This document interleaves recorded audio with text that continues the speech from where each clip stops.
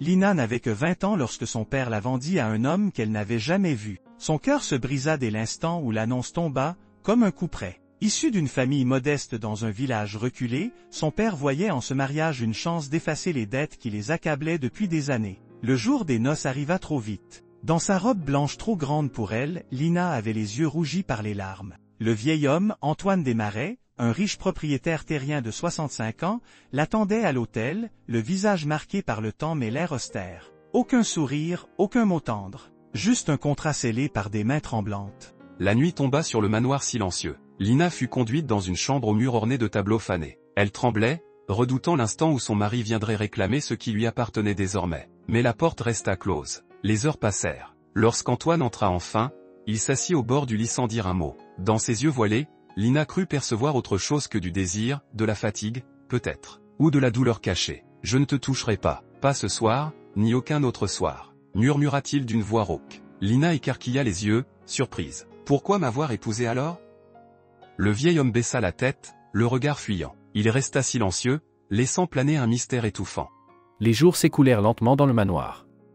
Antoine se montrait distant, enfermé dans son bureau. Lina errait dans les couloirs, découvrant peu à peu les secrets dissimulés entre ses murs. Une chambre toujours fermée.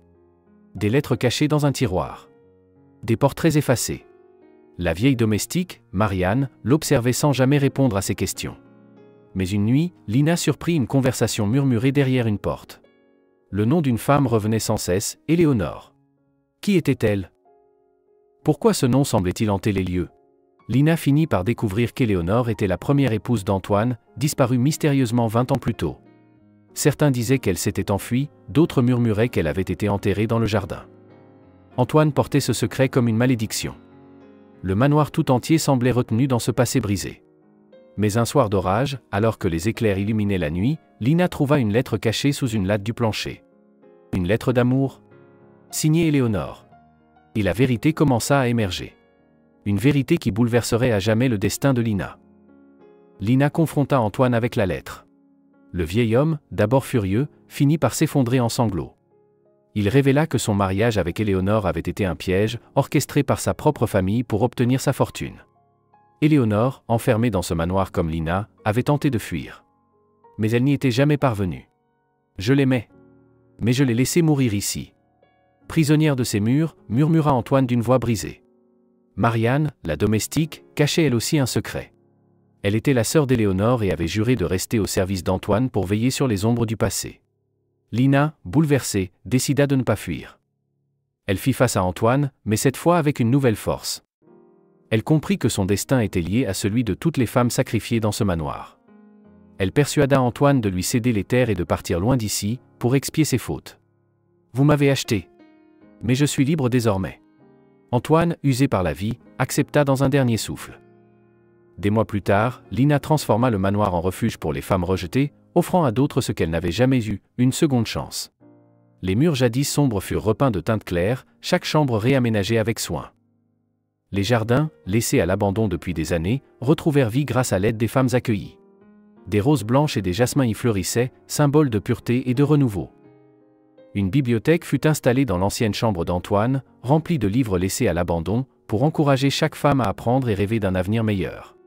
Peu à peu, le manoir devint un havre de paix. Les cris de détresse furent remplacés par des rires, et l'écho des chaînes invisibles céda la place aux murmures d'espoir. Les scènes de reconstruction prirent vie. Lina, debout au milieu des gravats, les mains pleines de poussière, traçant des plans pour chaque pièce. Les femmes repeignant les murs ensemble, riant malgré leurs blessures du passé. Marianne plantant les premières graines dans le jardin, là où Éléonore avait disparu, une larme silencieuse coulant sur sa joue ridée. Une cérémonie d'inauguration, où chaque femme accrochait une photo d'elle-même sur un mur de souvenirs, symbole de sa renaissance. Mais dans le vent qui soufflait sur les jardins, certains disaient encore entendre le murmure d'Éléonore, veillant sur celles qui avaient enfin brisé leur chaîne. Un soir, une femme mystérieuse frappa à la porte du manoir. Elle portait une vieille broche ornée d'un saphir, identique à celle décrite dans les lettres d'Éléonore. Elle se présenta sous le nom de Clémence, la fille cachée d'Éléonore. Clémence révéla que sa mère avait laissé des indices pour qu'un jour, elle retrouve le manoir et brise enfin la malédiction. Lina accueillit Clémence comme une sœur, lui offrant une place parmi les femmes du refuge. Lors d'une nuit de pleine lune, Lina et Clémence organisèrent une veillée dans le jardin. Elles enterrèrent enfin les lettres d'Éléonore sous l'ancien chêne, là où elle avait rêvé de liberté. Un vent doux caressa les visages, comme une bénédiction invisible. Le manoir devint un symbole de résilience. Lina et Clémence dirigèrent ensemble le refuge, dédiant leur vie à celle que la société voulait briser. Les âmes blessées trouvèrent enfin un foyer. Et chaque nuit, sous les étoiles, Lina murmurait. « Tu es libre, Éléonore. Nous le sommes toutes désormais. » Merci d'avoir regardé cette vidéo, à bientôt.